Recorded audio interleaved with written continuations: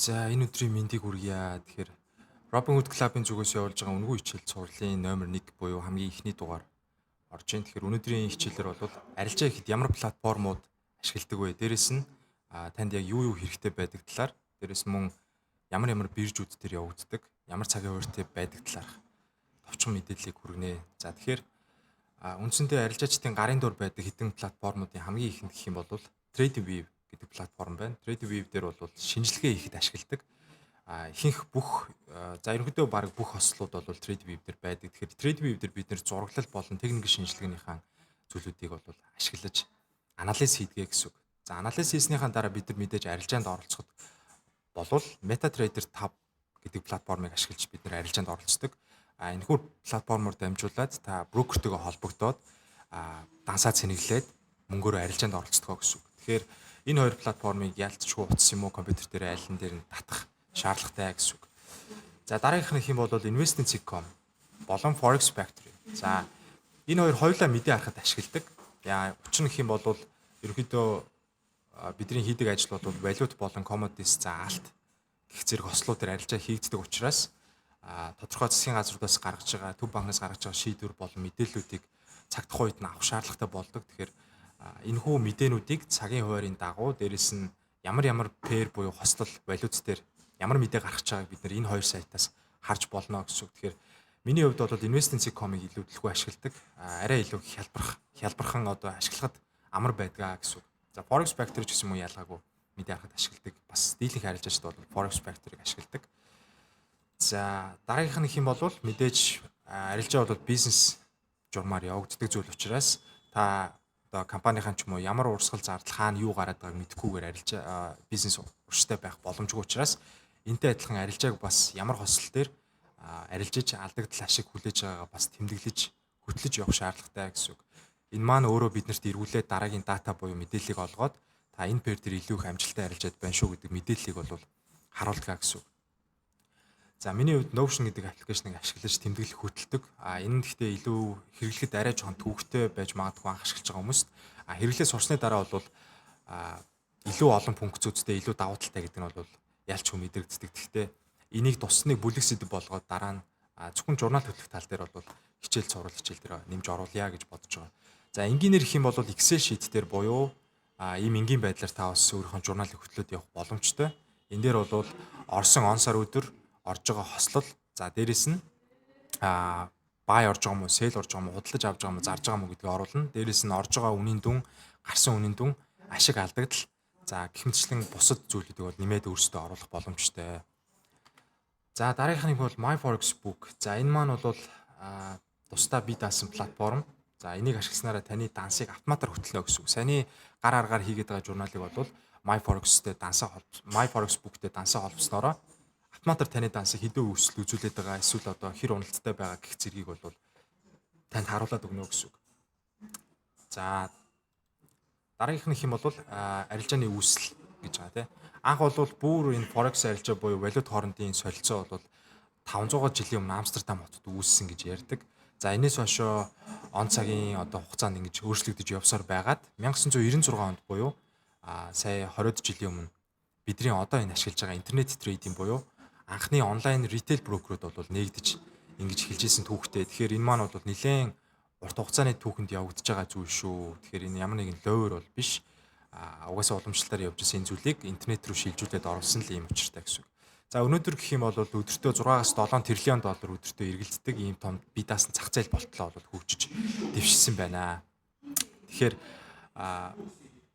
та одоо арилжааг бас тэ үүх түүхийн судлаад үзээрэй. За илүү сонирхолтой зүйлүүд бас олддог.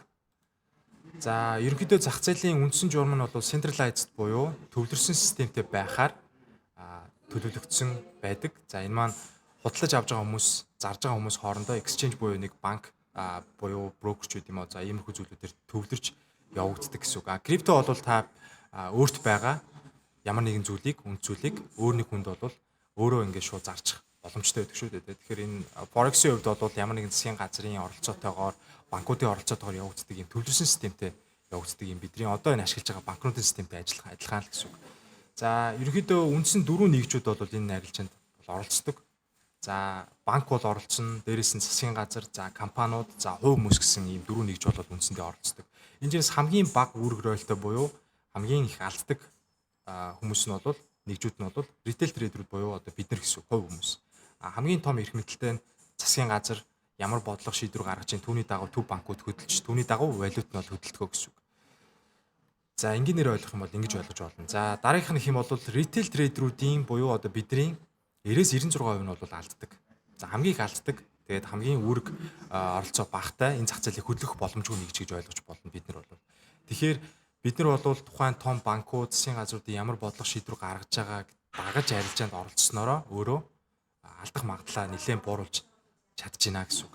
Тэгэхээр таны юу гэж бодож байгаагаас үл хамааран зах зээл хөдөлдөг учраас аль болох судалгаатай, шинжилгээтэй тухайн одоо засгийн газар банкуудын ямар шийдвэр ирэх сард гаргаж байгаас хамааран арилжаанд оролцоод явах юм бол илүү үр дүнтэй байна гэсэн үг. За үндсэндээ арилжаа маань ерөнхийдөө дөрвөн бирж дээр бол явагддаг. За Сидней, Токио, Лондон, Нью-Йорк гэсэн дөрвөн бирж дээр явагддаг. Тэгэхээр энэ дөрвөн бирж дээр 96 оноос хойш одоо интернет бий болсноос хойш ерөнхийдөө 24 цагаар буюу өдөртөө ямар ч амралтгүйгээр энэ дөрвөн биржийг дамжаад тухайн одоо валютын exchange маань дэлхийд даяар ингээд явагдах боломжтой болж байгаа. Та хаанаас ч байсан хөрөнгөний зах зээл дээр оролцох боломжтой. Хамгийн эхлээ Сиднейгийн бирж орж ирдэг. За дараа нь Токиогийн бирж, дараа нь Лондонгийн бирж, тэгээ Нью-Йорк орж ирнэ гэсэн үг. Тэгэхээр энэ биржүүдийн хамгийн их волюмтай буюу хамгийн их хүмүүс арилжаа хийгддэг, хамгийн их банкуд арилжаа хийгддэг цаг нь бол Нью-Йорк болон Лондонгийн бирж давхцдаг энэ цагуудаар волюм өндөртэй байдаг. Тэгэхээр day trader хүмүүс ялангуяа энэ олдож байгаа нэг 4-5 цаг буюу энэ волюм ихтэй 4-5 цагийг ашиглан арилжаанд оролцсноороо та арилжааныхаа үр дүнг илүү хурдан мэдрэх боломжтой. Илүү хурдан арилжаа чинь явна гэж ойлгож болно гэсэн үг. За миний хувьд бол Монгол байдаг арилжаачдын хувьд хэвчлэн Токиогийн бирж дээр бол Сидней Токиогийн бирж дээр амлалттай байжгаад өдөр 4 цаг 5 цагийн орчмоос Лондонгийн бирж нээгдээд Нью-Йорк үргэлжлэн орж ирээд за орой нэг Монголын цагаар 10-11 хүртэл ерөнхийдөө арилж байгаа хянж оролтууд байна уу, боломжууд үүссэн байна уу гэдгийг хянаж шалгаж арилжаанд оролцдог гэсэн үг. За харин одоо хэдүүлээ TradingView руугаа ороод үндсэндээ ямар платформ байдаг танилцъя те. TradingView.com гэж орохоор за нэг иймэрхүү платформ танд харагдана гэсэн үг. Энэ дээр та өөрийнхөө бүртгэлийг үүсгээд ямар нэгэн одоо өөр шаардлагатай зүйлүүд байх юм бол одоо payment төлөх хэсэгтэй. Payment төлснөөрөө юу авах шаардлагатай вэ гэхээр юу танд санал болгодог вэ гэхээр back test буюу ханшиг өнгөрсөн түүхийг нь ухрааж болдог гэсэн үг. Тэгэхээр back test-ийг хийснээрээ таны арилжааны одоо нэг цаг хугацааг чи илүү дөтөлж өгөөд та илүү хурдан практик дээр сурах боломжтой болж байгаа гэсэн үг. За эдгээр хажуудалд харагдж байгаа watch list хэсэг бол таны арилжаанд оролцох одоо бүтээгдэхүүнүүд гэсэн үг. Тэгэхээр энэ дээрээс та өөрийнхөө нэршлэрээ за энэ add symbol гэдэг хэсэг дээр дарж агаад нэмэгт опшн дээр дарж агаад за өөрийнхөө одоо ямар бүтээгдэхүүн дээр арилжмаар байгаа тэрнийхээ нэршлэр нь хайгаад за тэгээд өөрийнхөө шинжилгээг бол хийгээд шинжилгээ хийснийхэн дагуу бол MetaTrader 5 дээрээ тухайн pair дээр бол оролцож явдгаа гэж ойлгож байна. За дараагийн сайт бол investing.com. investing.com гэж ороод за би хувьдаа өөрийнхөө ашигладаг сайтыг бол та хэд санал болгочих. За Forex Factory ч гэсэн ашиглах ерөнхийдөө боломжтой. Forex Factory бас их зүгээр. Миний хувьд бол их удаан investing.com-ыг ашиглаад явцсан учраас investing.com-ыг л ерөнхийдөө ашигладаг. За investing.com руу дарж ороод economic calendar гэдэг одоо энэ харагдаж байгаа хэсгэн дээр дарангууд танд одоо энэ доорх мэдээлэлүүд гарч ирнэ гэсэн үг. Энэ юу илэрхийлээд байна вэ гэхээр евро хослол дээр 16 цагаас Германы GDP буюу дотоодын нийт бүтээгдэхүүний мэдээ гарах чинь шүү гэдгийг сануулж хэлж байгаа гэсэн үг. За ардталтын actual буюу forecast хоёр хэсэг байна. За forecast нь бол шинжээчдийн буюу нийт зах зээлийн хүлээж байгаа хүлээлт нь гэсэн үг. За actual нь бол яг одоо бол гарааг байгаа тий. Яг гарч ирснээр бол энд одоо хүлээлт 0.1% байлаа гэж үзэхэд actual дээр 0.2% гэж гарч ирэх юм бол хүлээлтээс дээгүүр гарсан буюу энэ зах зээлийн дотоодын бүтээгдэхүүн сайн гарчээ гэж үзнэ гэсэн үг. Иймэрхүү маягаар бол та өөрийнхөө орж байгаа энэ валютын хослол за Австрали доллар, евро хослол, USD хослол гэх зэрэг хослолууд дээр ялгаж салгаад оролтуудаа болоод хийгээд мэдээгээ хянаад явах боломжтой гэсэн үг. Тэгээ хүмүүс Forex арилжаа хийдэг гэхээр нэг өчргүү айхтар одоо мэдээнүүд уншаал, судалгаанууд хийгээд байдаг гэж боддог. Ерөнхийдөө бодит байдал дээр бол бид нар одоо энэ валютын яг цаг тухайд нь гарч байгаа мэдээнүүдийг л бол харахад болчдөг. За ямар дотоодын нийт бүтээгдэхүүний өөрчлөлт гарч байгаа бодлогын үе ямар өөрчлөлт гарсан гэдгийг ерөнхийдөө тоон үзүүлэлтээр нь харж чад бол хангалттай болчдөг гэсэн үг. За тэгээ иймэрхүү маягаар бол период дээр анализ хийгээд явна. За евро хос дээр жишээлбэл 3 одтой энд мэдээ харагдаж байна тийм. Тэгэхээр энэ 3 одтой мэдээ нь нэлээд өндөр импакт буюу зах зээл дээр нэлээд өндөр савлгаа үүсэх боломжтой мэдээ гэж ойлгож болно. За ингээ одоороо дараалаад 2 одтой нь бол арай бага, 3 одтой нь бол хамгийн дээдэлтэй гэдээ ингээд явчихна гэсэн. Тэгэхээр өнөөдөр маргаашийн хувьд бол евро хосл дээр Германы CPI буюу Consumer Price Index гарах юм байна. За энэ нь 3 одтой учраас зах зээл дээр нэлээд өндөр импакт буюу савлгаа евро хослол дээр үзүүлэх боломжтой юм байна.